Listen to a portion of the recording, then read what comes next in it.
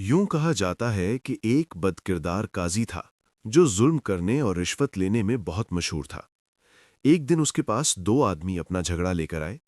उनमें से एक मुर्ग बेचने वाला था और दूसरा तरबूज बेचने वाला।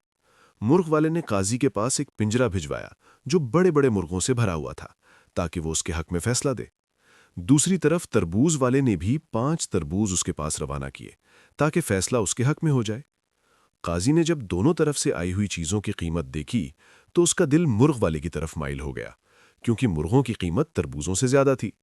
फिर जब उसकी बीवी ने उन्हीं मुर्गों में से एक पकाकर उसके आगे रखा और वो उसे खा चुका, तो उसने कहा, जरा एक तरबूज भी ले आओ, उसका मजा भी चखते हैं।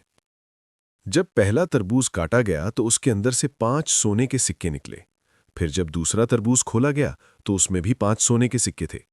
इसी तरह जब भी वो कोई तरबूज चीरता, उसके अंदर से सोने के सिक्के निकल आते और उनकी चमक उसकी आंखों में उतरती चली जाती।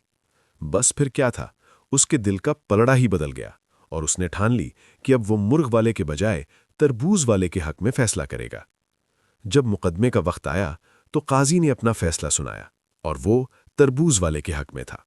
ये सुनकर मुर्ग वाला आग बगूला हो गया और गुस्से से बोला, ए काजी, सुबह की बांग देने वाले का क्या हाल है?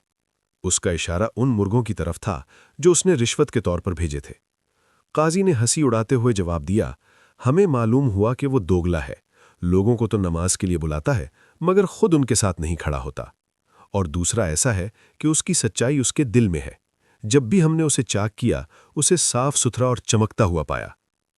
इस कहानी का सबक यह है कि जब जुल्म और बददियानती आम हो जाए तो इंसाफ भी बिकने लगता है और सच्चाई का साथ अक्सर उसी को मिलता है जो ज्यादा कीमत दे।